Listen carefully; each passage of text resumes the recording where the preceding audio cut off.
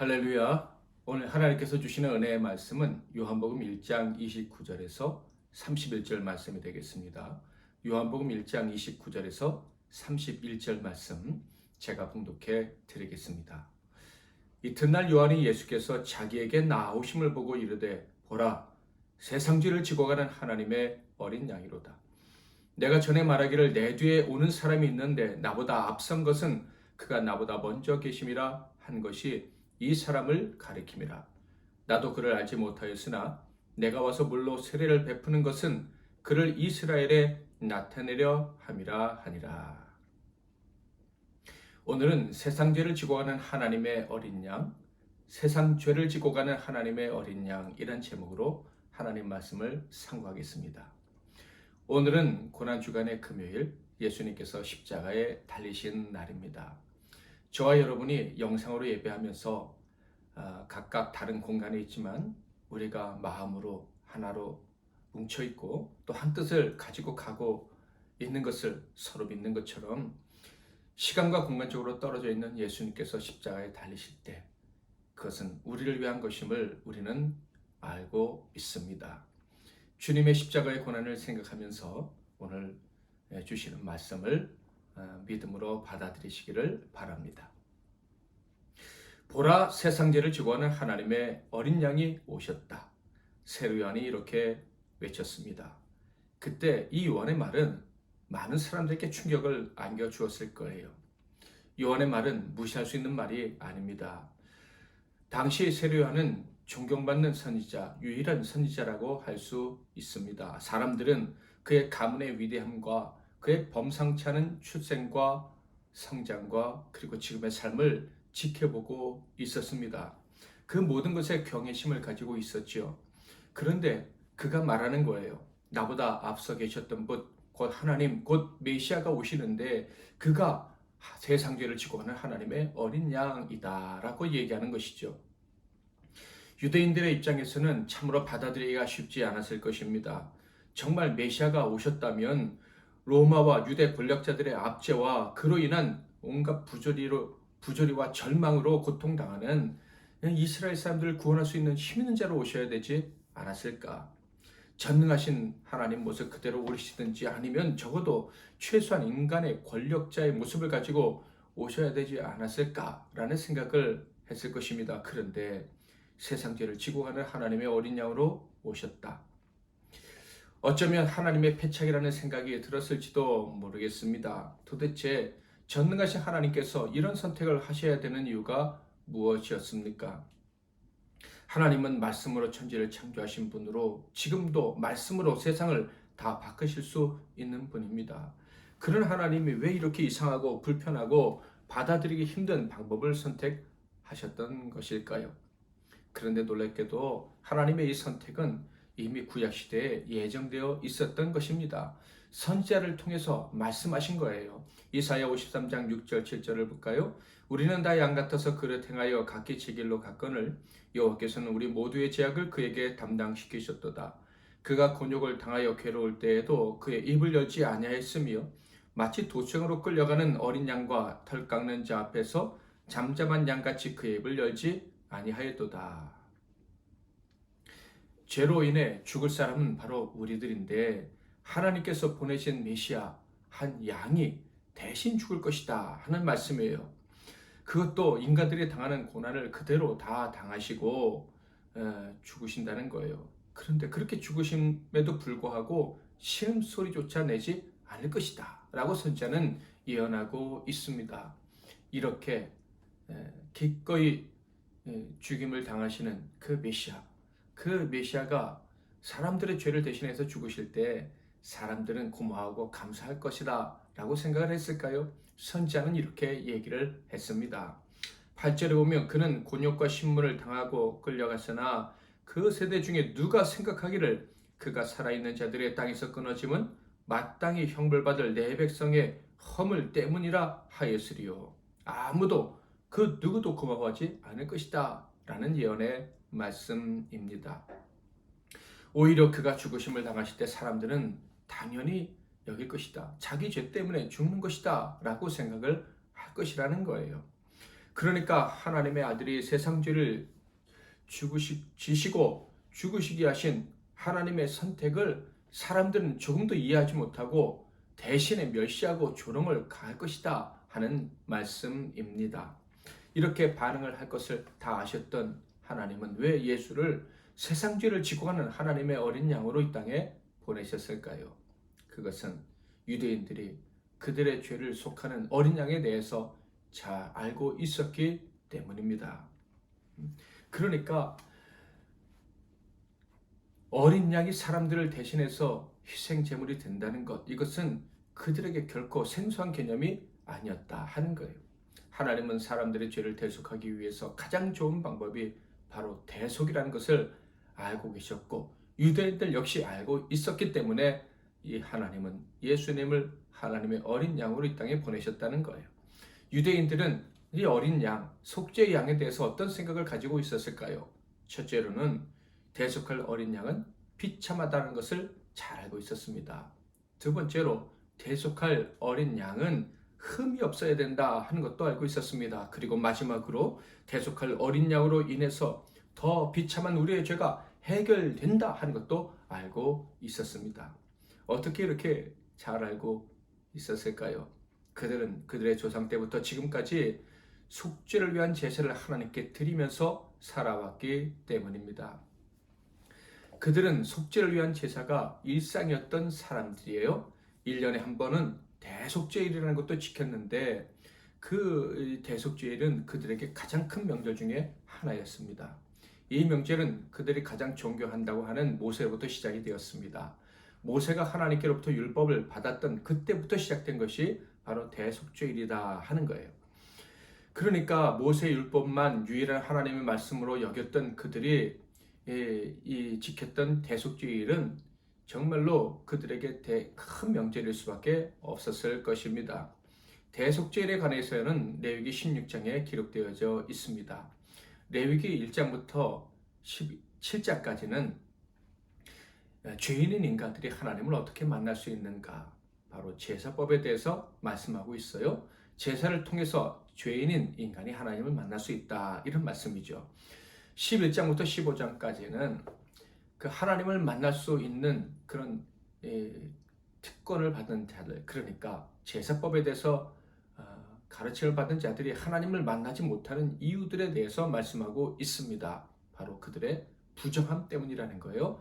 부정한 자는 하나님을 만나는 제사의 방법에 대해서 알았어도 하나님을 참으로 제사할 수 없고 하나님을 만날 수 없다라는 말씀을 하고 있어요. 그리고 16장 레위기 전반부의 결론의 말씀을 하나님이 모세를 통해서 들려주고 계신 거예요. 16장 말씀은 이렇게 시작이 됩니다. 아론의 두 아들이 여호와 앞에 나아가다가 죽은 후에 여호와께서 모세에게 말씀하시니라. 두 사람이 죽었다는 말씀으로 시작되고 있어요. 이 두 사람이 죽었는데 그들이 누구입니까? 대제사장인 아론의 아들들로서 그들 역시 제사장들입니다. 그런데 이 제사장들이 왜 죽었습니까? 제사하다가 죽었어요. 여호와 앞에 나아가다가 여호와를 만나려다가 죽었어요. 그들은 여호와를 만나는 법을 배웠습니다. 제사의 법을 배웠습니다. 그런데 그들이 그 배운 대로 하다가 죽은 거예요. 왜 죽었습니까? 부정함 때문에 죽은 거예요. 그들은 부정함 때문에 하나님을 만나는 방법을 알고 있었지만은 하나님을 만나기는커녕 죽임을 당하고 말았습니다. 이것이 이스라엘 모든 사람들의 형편이기도 했습니다. 유대인들 중 제사장의 역할은 중보하는 거예요. 하나님과 죄인들의 백성들을 연결해주는 역할을 하는 것입니다. 그런데 이 제사장들이, 중보자들이 저주를 받고 죽었습니다. 그렇다면 누가 감히 하나님을 만나겠다고 할 수 있겠습니까? 부정하게 살았던 이스라엘 백성들은 이제 하나님을 만날 수 없다고 절망하게 된 것입니다. 이러한 비참한 상황을 해결하실 분은 오직 하나님밖에 없으셨습니다. 그래서 하나님께서 대속죄의 방법을 만드신 거예요. 그러니까 대속죄를 하나님이 제정하셨다, 이런 말씀입니다. 그래서 그날의 제사는 특별하게 하나님이 받아주셨어요. 그날 대속죄일의 제사를 통해 받으시면 모든 백성들의 죄를 사해 주시고 모든 백성들을 만나 주시기로 한 것입니다. 그러므로 대속죄일의 제사는 너무나도 중요한 것이었습니다. 그 제사가 성공적으로 마쳐지는 순간, 그러니까 대제사장이 그 대속죄의 제사를 가지고 제사를 하나님께 온전히 드렸다, 그 일이 성공했다 하는 그 순간 백성들은 감사의 축제를 벌이게 되었던 것이죠. 우리가 다시 하나님을 배울 수 있게 되었다, 하나님이 우리에게 다시 은혜를 베풀어 주신다 하면서 축제를 벌였던 것입니다. 그런데 이 제사에 성공하기 위해서 중요한 것 중에 하나가 바로 제물입니다. 깨끗한 제물이죠. 성경을 한번 읽어보겠습니다. 레위기 16장 3절 그리고 5절 말씀이에요. 아론이 성소에 들어오려면 수송아지를 속죄 제물로 삼고 숫양을 번제물로 삼고 이스라엘 자손이 회중에게서 속죄 제물로 삼기 위하여 숫염소 2마리와 번제물로 삼기 위하여 순양 1마리를 가져갈지니라. 그러므로 세상 죄를 지고 하는 하나님의 어린 양, 세상 죄를 대신 담당하기 위한 하나님의 어린 양이라는 개념은 결코 이상한 것이 아니에요. 그 양이 있어야지만 하나님의 복을 받는 거예요. 구원을 얻는 것입니다.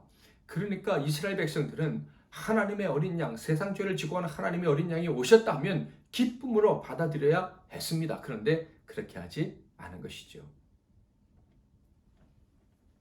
왜 그렇습니까? 그들이 잊었기 때문이에요. 무엇을요? 바로 자신들이 부정한 자라는 것, 자신들이 죄인이라는 것을 잊었기 때문입니다. 그래서 하나님이 하나님의 어린 양을 이 땅에 보내셨다는 것이 마음에 들지 않았던 거예요. 그들의 죄를 속죄할 어린 양을 보내셨다는 것이 싫었던 것입니다. 그래서 환영하지 않았고, 환영하지 않았을 뿐만 아니라 조롱하고 십자가에 못 박혀 죽게 만든 것입니다. 세상 죄를 지고 가는 하나님의 어린 양은 이스라엘로 하여금 하나님을 만나게 하는 유일한 방법이었습니다. 그 소중한 존재를 그들이 무시했어요. 그들을 보면서 참으로 안타까움을 느끼지 않을 수가 없습니다. 그런데 혹시 우리는 또 그런 우를 범하고 있지 않은지 하는 생각도 해봅니다. 우리 역시 우리가 얼마나 큰 죄인이고 부정한 자인 것을 잊어버린다면 하나님을 참으로 예배하지 못할 것입니다. 예배하지 못할 뿐만 아니라 그 예배가 우리에게 복이 되지 못할 거예요. 오늘 우리는 유대인들에게, 그리고 그들처럼 하나님을 만나고 은혜를 잊고 싶어하는 우리에게 너무나도 소중하신 하나님의 어린 양에 대해 생각하는 시간을 갖고자 합니다. 유대인들이 알고 있었던 그 하나님의 어린 양에 대해서 살펴보고, 또 우리가 아는 만큼 그 어린 양을 소중히 여기고 살아가고 있는지를 점검하기를 원합니다. 혹시 유대인들처럼 하나님의 어린 양이 필요하다는 것은 알지만 우리가 죄를 잊고 살기에 그 어린 양의 소중함을 잊고 살아가지는 않았는지 점검해보고 회개할 것이 있으면 회개하는 시간을 가지기를 원합니다. 유대인이 잘 알고 있었던 하나님의 어린 양, 이 어린 양이 어떤 존재인지 다시 한번 점검해 보겠습니다. 첫째로, 대속할 어린 양은 비참하다라는 말씀을 드렸습니다. 저는 어릴 적에 양에 대한 설교를 들으면서 이 양에 대해서 상상을 해보곤 했습니다. 그때 양에 대한 감정은 연민과 같은 것이 아니었나 하는 생각을 해봅니다. 깨끗하고 순결한데 힘이 없어서 죽어야 되는 그런 존재. 눈도 잘 보이지 않고 목자가 돌보지 않으면 살아갈 수가 없는 약한 존재를 생각했던 것 같습니다. 그래서 보호해주고 싶은 마음이 이렇게 조금 들기도 했던 것 같아요.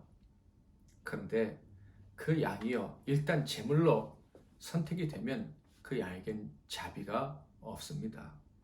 성경에는 제물이 된 양은 어떤 운명을 맞이하게 되는지를 잘 설명해주고 있습니다. 여러 군데서 기록되어 있는데 한 군데만 제가 읽어보도록 하겠습니다.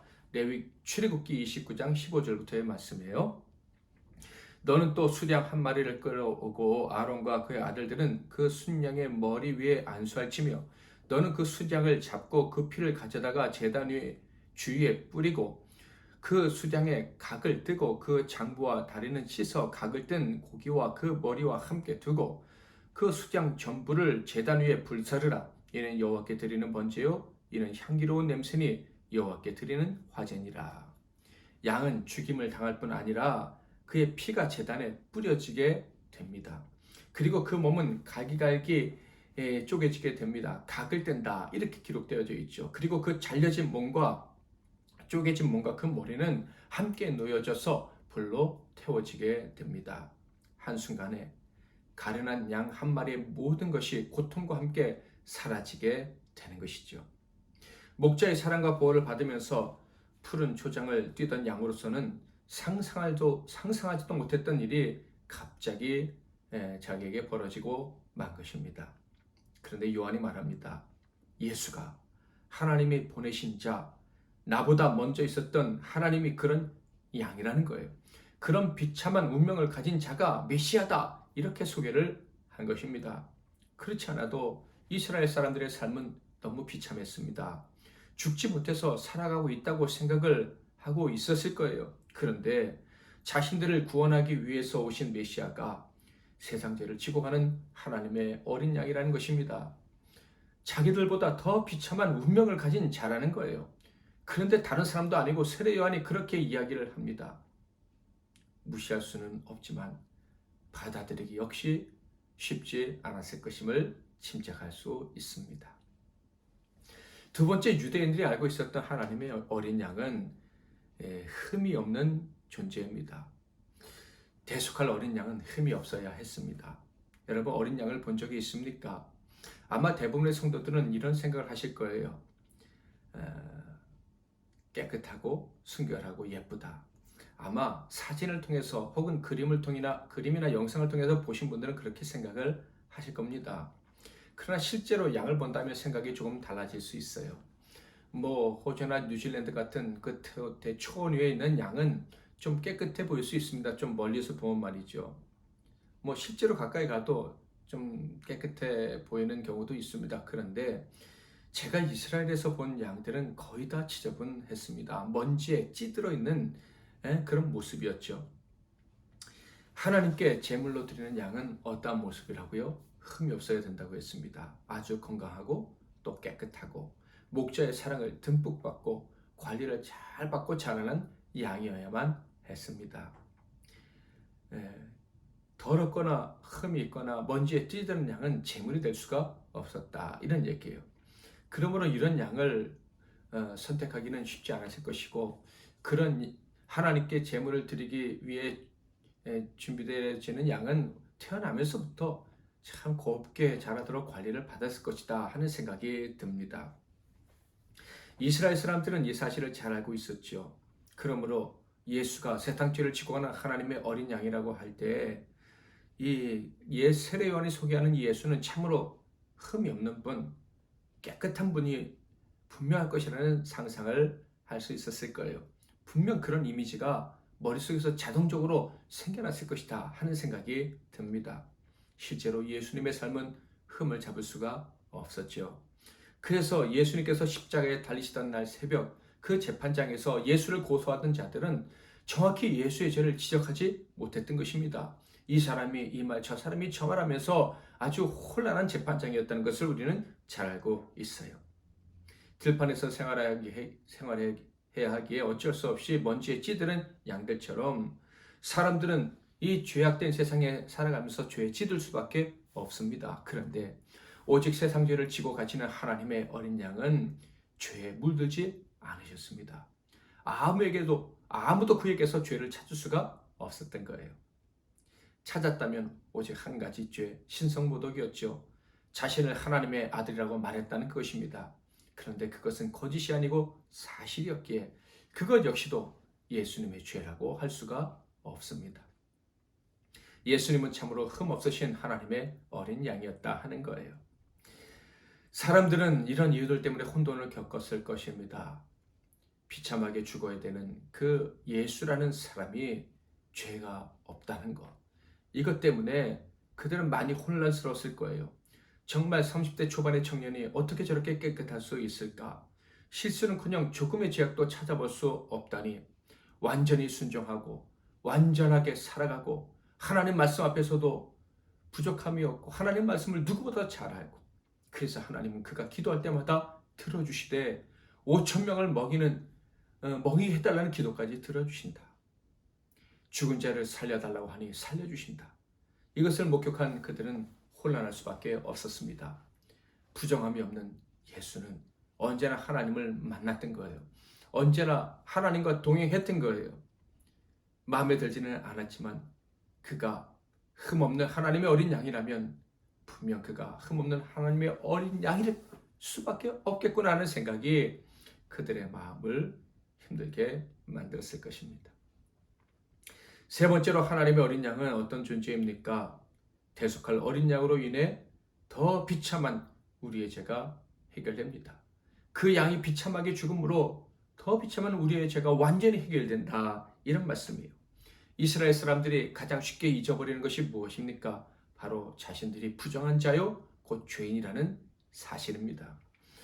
그들이 그토록 소중히 여기는 모세 율법 그리고 율법에 따른 모든 제사의 규례들, 이것들은요 다 용서받고 하나님 앞에 나아가 하나님의 은혜를 얻기 위함이었습니다.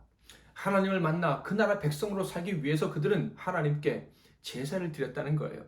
그런데 놀랍게도 그들은 가장 중요한 제사의 이유를 잊어버렸습니다. 자신이 죄인 되었다는 거, 용서받기 위해 제사를 드린다는 거, 그것을 잊어버렸다는 거예요. 자신의 운명을 스스로 개척할 수 없고 하나님이 도와주셔야 된다는 사실을 잊어버렸다 하는 거예요.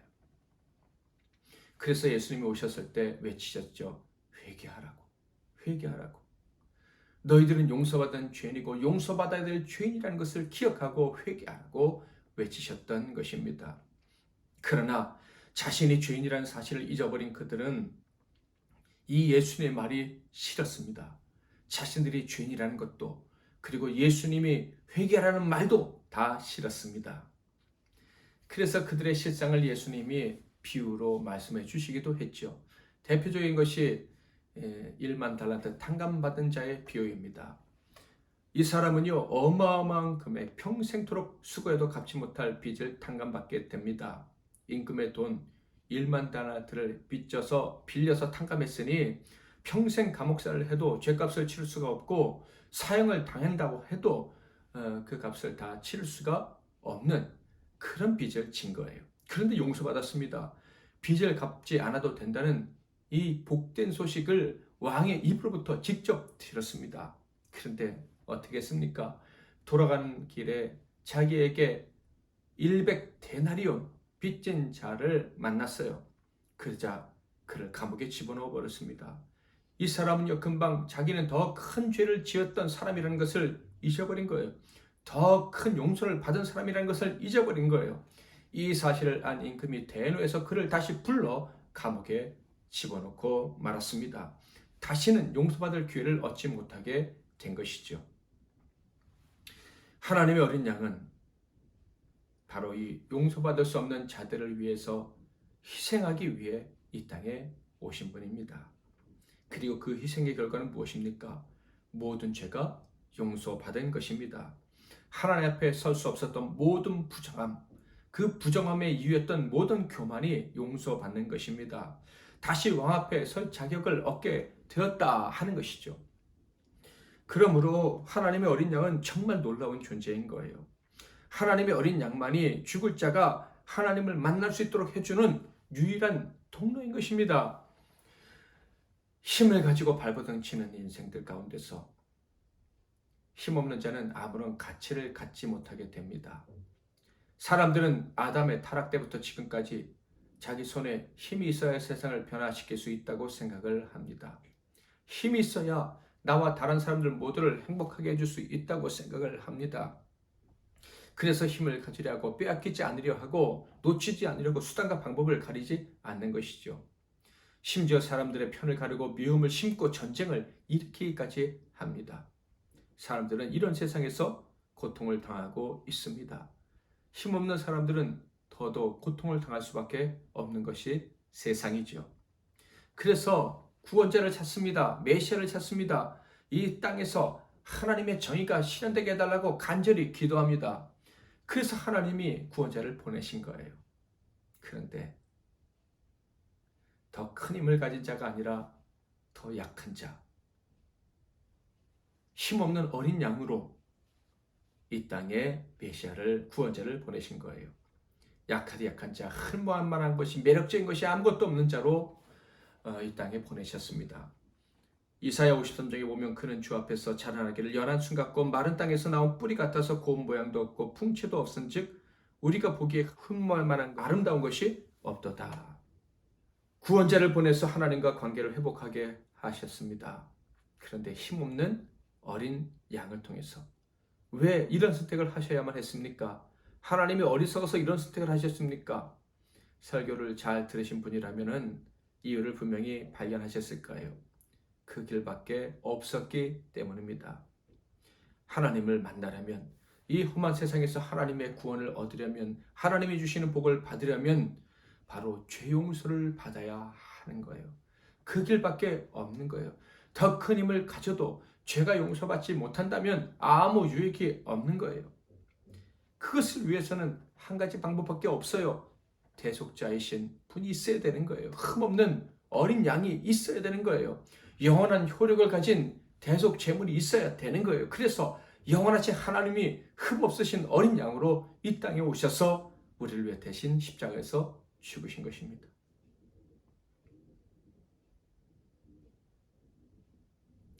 어쩌면 우리도 예수를 환영하고 있지 않는지도 모르겠습니다. 왜냐하면 우리도 힘과 명예를 너무 갈망하기 때문이에요. 우리가 죄인이라는 것은 금방 잊어버리고, 우리가 얼마나 부정한 자인지는 금방 잊어버리고, 왜 나한테 힘이 없는 거야? 왜 나한테 힘을 안 주시는 거야? 하면서 불평하며 세월을 낭비하고 있기 때문인 것이죠. 왜 선거에 열광을 하고 있습니까?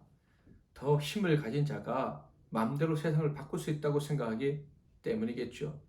왜 교회에 문제가 생깁니까? 죄 용서의 기쁨보다 힘을 가진 자가 되기를 더 갈망하기 때문입니다.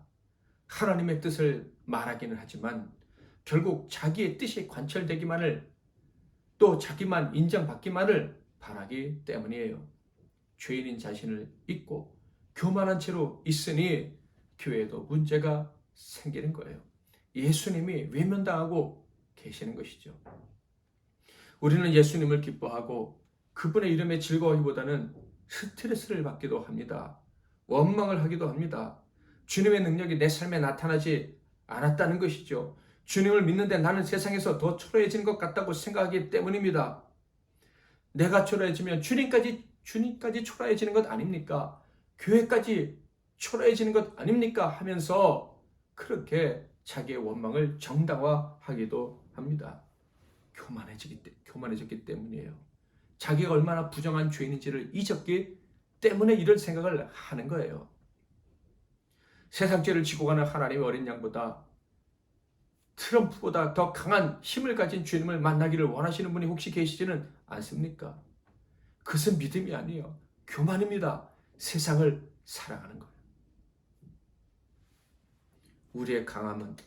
우리 주님의 강함은 바로 죄와 싸워 이기신 거예요. 우리 주님의 능력은 죄를 무찌르시는 거예요. 도저히 우리는 죄와 싸워 이길 수 없는데 예수님이 대신 죄와 싸워서 승리하시고 그 승리를 우리의 몫으로 안겨주시는 것, 이것이 우리 주님의 가장 큰 능력이다, 이런 말씀입니다. 그리고 그 승리로 말미암아 우리에게서 죄와 사망을 몰아내시는 거예요. 죄와 사망의 열매들, 즉 미움과 불안과 다툼과 슬픔과 절망 같은 나쁜 감정들을 몰아내시는 거예요. 그래서 우리가 하나님을 만나고 이 죄악된 세상에 살지만 오염되지 않고 부정해지지 않고 기뻐하고 감사하면서 하나님 나라 백성으로 하나님을 섬기며 살게 하시는 거예요. 이것이 주님의 능력입니다. 이 악한 세상에서 당당하게 살게 하시는 것이 주님의 힘인 거예요. 죽음을 이긴 자답게 죽어가는 자들을 불쌍히 여기고 그들이 원수라면 원수까지 살게 하시면서 살아나게 하면서 살게 하시는 것이 우리 주님의 능력이다, 이런 말씀이에요. 세상 죄를 지고 가는 하나님의 어린 양은 결코 무능한 분이 아닙니다. 초라한 분도 아닙니다. 이 세상에서 가장 강한 분이십니다. 우리가 절대 해결하지 못할 죄와 사망을 해결해 주신 유일하신 분입니다. 이 사실을 믿으시기를 축복합니다. 십자가를 부끄러워하지 마십시오. 초라해지는 것 부끄러워하지 마십시오. 오늘도 주님의 보혈이 내 죄를 깨끗하게 하고 하나님 앞에 나가게 하고 천국을 소망하게 하시지 않습니까? 미래 소망을 품게 하지 않으십니까? 내 죄로 말미암아 나의 모든 무능과 절망을 다 뛰어넘어서 천국의 영광을 받아 누리게 하실 것이다 하는 믿음이 여러분에게 있지 않습니까? 이 설교를 들으시고 믿음이 생기시는 분들은 예수님의 길, 하나님의 선택은 결코 어리석은 것이 아니라는 것을 알 수 있을 거예요. 우리는 인간이기에 부족한 자들이기에 하나님의 선택이 마음에 들지 않을 수 있습니다. 어쩌면 너무 마음에 들지 않아서 되돌아본 적이 있을지도 모르겠어요. 왜 주님이 약해지셔야 됩니까? 그러니 저도 약해지잖아요. 하나님 믿는 내가 무능해지는 이유는 주님이 약해지셨기 때문이 아닙니까? 능력이 있으심에도 불구하고 보여주지 않으시고 우리가 원치 않는 방법을 택하신 것 때문이 아닙니까? 하면서 되돌아보셨을지도 모르겠습니다. 그러나 십자가에서 우리의 대속 제물이 되신 하나님의 어린 양은 우리의 완전한 도움이십니다. 우리의 죄 문제를 해결하고 하나님 아버지 앞에 나아가 그 은혜를 완전하게 받아 누리게 하시는 능력이십니다. 이 사실을 믿고 의심하지 마십시오. 이것이 복음이에요. 우리가 그를 멸시할 때, 그의 은혜를 부인할 때, 우리가 그의 원수같이 행동했을 때, 그때 주님은 우리를 위해서 십자가에서 죽으셨습니다. 그렇게 초라하게 살 수밖에 없었던 우리의 모든 죄를 대신 짊어지시고 십자가에서 죽으신 거예요. 그리고 우리를 깨끗하다 하시고 우리가 그 사실을 믿기만 하면 하나님의 얼굴을 배웠고 그의 영광을 누리며 살게 하신 것입니다. 사랑하는 성도 여러분, 우리가 하나님의 은혜를 받는다면 어떤 고통도 이겨낼 수 있을 것이다 하는 사실은 믿으십니까? 정말 그 은혜를 받고 싶으십니까? 바로 그 소원을 이루어 주시려고 예수님이 하나님의 어린 양이 되셔서 우리의 모든 죄를 짊어지시고 십자가에서 죽으신 것입니다. 그 죽음의 이유를 믿으시길 바랍니다. 그 이유가 믿으신다면, 그래서 그 죽으심에 대해 감사한 마음을 가질 수만 있다면 여러분은 반드시 하나님의 얼굴을 배울 수 있을 거예요. 하나님 아버지와 동행하는 복을 받은 사람인 거예요. 지금 아무리 고통스러운 시간을 보내고 있다고 해도 절대 절망할 필요가 없는 소망의 사람인 것입니다. 이 시간에 우리 다 같이 괴로울 때 주님의 얼굴 보라, 이 찬양을 하나님께 올려드리겠습니다. 말씀을 기억하면서 하나님께 이 찬양을 올려드리겠습니다.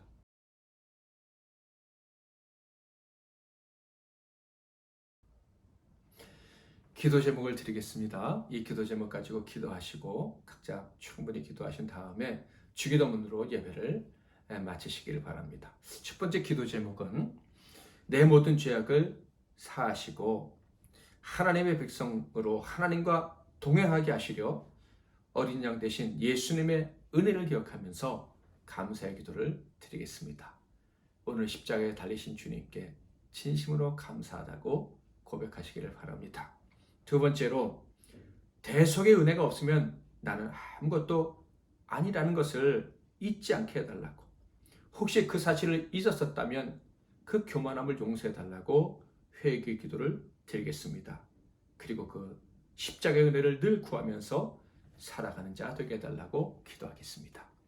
세 번째로 어떤 상황에서든지 우리를 위해 약해지신 주님을 자랑하고 나와 세상 그리고 교회가 약해질수록 더욱 십자가를 구하며 십자가를 높이며 살아가는 믿음의 사람이 되게 해달라고 기도하겠습니다. 마지막으로는 우리 나눔교회와 나눔센터와 그리고 나눔의 삶을 살아가야 할 우리와 하나님의 모든 백성들과 교회들을 위해서 기도하시겠습니다. 제가 먼저 잠깐 기도하겠습니다. 하나님 아버지, 세상 죄를 지고 가는 하나님의 어린 양을 우리의 구원자로 보내주셔서 감사합니다. 이 예수님 덕분에 우리는 모든 죄의 용서를 받고 하나님 앞에 나아가서 하나님을 배웠고 하나님이 주시는 복을 받아 누리게 된 줄 믿습니다. 이 주님의 은혜를 평생 잊지 않고 십자가에 달리신 주님을 자랑하며 살게 하옵소서. 혹시 우리에게 십자가의 고난 같은 고난이 찾아올 때에는 더더욱 이 저주받을 수밖에 없는 나의 운명, 우리의 운명을 위해서 십자가에서 죽으신 주님을 기억하고 그 주님의 은혜를 구하며 살아가는, 그리고 받아 누리는 믿음의 사람들 되게 하옵소서. 우리를 위해서 오늘 십자가에 달리신 예수님의 이름으로 기도하옵나이다. 아멘.